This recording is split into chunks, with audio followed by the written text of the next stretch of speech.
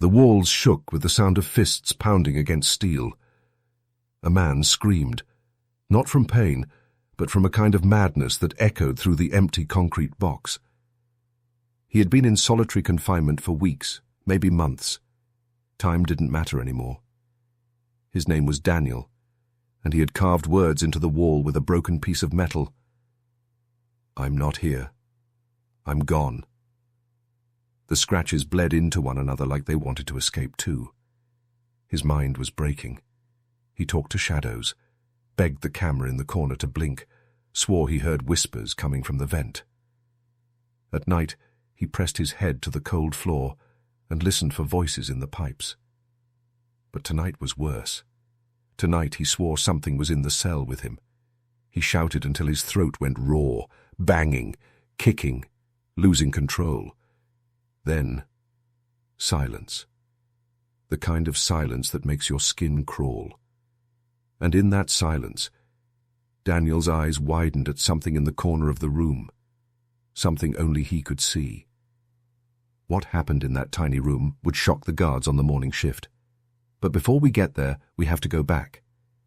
Back to the beginning of how Daniel ended up inside Pelican Bay's most feared unit, the SHU, the Security Housing Unit. Daniel wasn't always this way. He was once just a kid from Fresno, a boy with a sharp laugh and big dreams of leaving the neighborhood. But life doesn't always give second chances. When he was 17, he fell in with the wrong crowd. A street fight turned deadly, and Daniel was sent to prison before he was even old enough to vote. At first, prison life was just about survival. He kept his head down, worked in the laundry, and stayed out of trouble. But in Pelican Bay, trouble had a way of finding you. The prison was a fortress on the edge of the ocean, foggy and grey, built to keep California's worst of the worst. Gang politics ran everything, from who could sit here in the yard to who lived and who died. Daniel wasn't in a gang, but neutrality was dangerous. You either stood with someone or you stood alone, and standing alone was a death sentence. It began with a simple order. A shot caller slipped Daniel a folded piece of paper in the chow hall. It wasn't really a choice. The note said, "Do this, or we'll do you." Inside was a coded instruction for him to pass along to another inmate. Daniel hesitated, but fear made his hands move. The moment he delivered that message, his fate was sealed. He was now part of a chain of secrets that could not be broken. Things spiraled fast. A week later, a fight erupted in the yard between rival gangs. Guards fired warning shots, inmates scattered, and Daniel found himself standing over a bleeding man with a shank in his hand. He swore he didn't stab anyone, that the weapon had been pushed on him in the chaos, but the guards didn't care. He was cuffed, dragged through the dirt, and thrown into solitary. At first, Daniel thought it would be temporary, maybe a week, maybe two. But Pelican Bay's SHU was different. It wasn't just a cell. It was a world designed to erase you. 23 hours a day, locked inside 4 concrete walls. 1 hour of yard time. But the yard wasn't really a yard at all.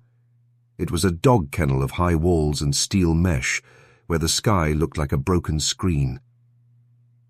Days turned into weeks. Weeks felt like years. Daniel started talking to himself just to hear a voice. He counted the cracks in the wall, memorized the patterns, made up stories about them. At night he tapped messages to the cell next to his, desperate for human contact. Sometimes he got a reply, sometimes only silence. But the silence was the worst. One night the silence broke him. Daniel woke up sweating, convinced the walls were breathing. He pressed his palms against the concrete, certain it was pulsing like a heartbeat. He shouted until his throat burned. He begged the guards to check the cell. No one came. He tried to sleep, but when he closed his eyes, he swore he saw faces floating in the dark. The next day, a guard slid his food tray under the slot. Daniel didn't touch it. Instead, he crouched on the floor and whispered to the shadows. His eyes darted to the corner, then to the camera, then back to the wall. Something in him had cracked. And that's when the guards noticed he had stopped sleeping. For 3 nights straight, the light in his eyes had been replaced by something hollow, something dangerous. He was slipping, fast. That night they heard the pounding begin again, fists on steel echoing down the tier. Daniel's voice carried, raw and frantic, yelling words that made no sense. The guards ran toward his cell.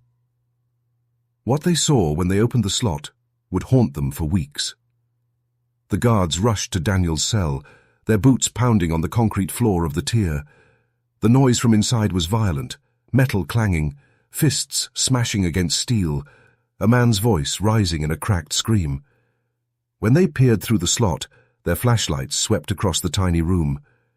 Daniel was crouched in the far corner, his hands bleeding from pounding the walls, his eyes wide like he was staring at something that wasn't there.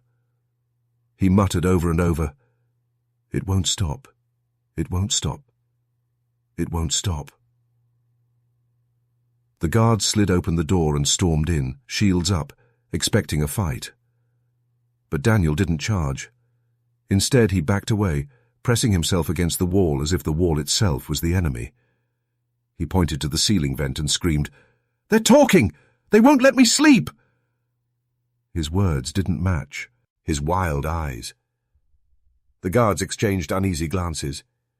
They had seen men snap in solitary before, but Daniel's breakdown was deeper, scarier, almost like he had slipped into another world.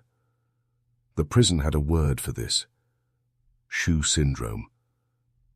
The endless silence, the isolation, the lack of sunlight. It all worked like poison on the mind. Some men handled it, others didn't. Daniel was drowning in it. Still, the guards weren't trained to treat him. They were trained to contain him. They shackled his wrists and ankles, dragged him out of the cell, and dumped him in a suicide watch room, bare, with nothing but a mattress on the floor. Hours passed.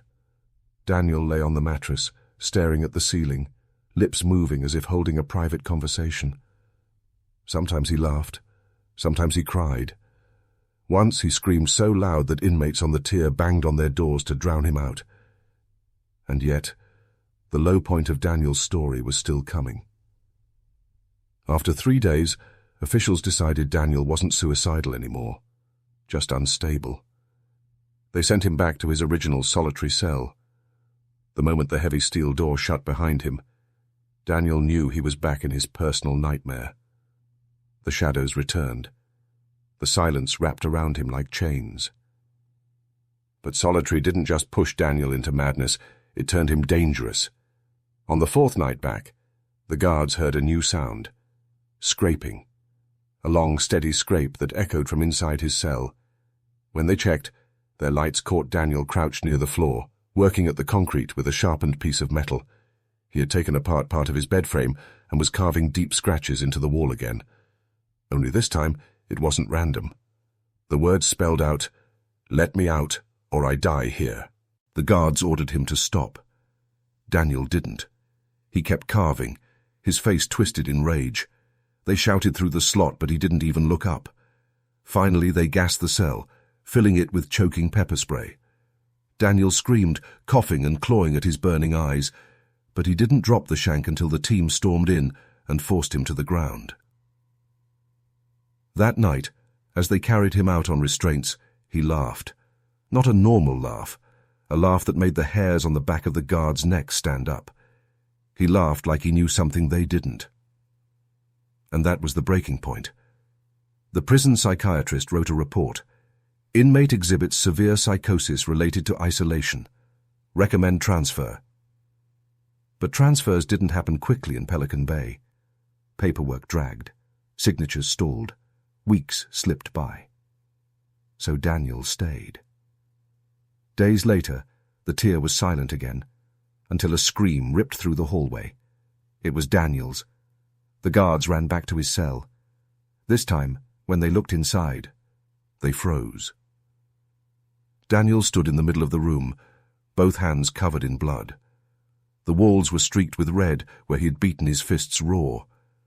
But that wasn't the worst part. The worst part was his smile. His eyes were wide, unblinking, and his teeth showed in a grin that didn't belong to the same man who had once begged for freedom. He whispered to the vent, nodding as if agreeing with something only he could hear. Then he turned slowly toward the door, blood dripping from his fingers, and said in a calm, clear voice, "They told me what to do next." And with that, Pelican Bay's most feared reality became clear. In solitary, the body might be locked up, but the mind could escape into places no one could control. Daniel had crossed that line. The guards backed away, shaken. They knew now. Daniel wasn't just surviving solitary anymore. He was becoming something else inside it, something that even the prison couldn't cage. And that was only the beginning of what Pelican Bay would remember him for.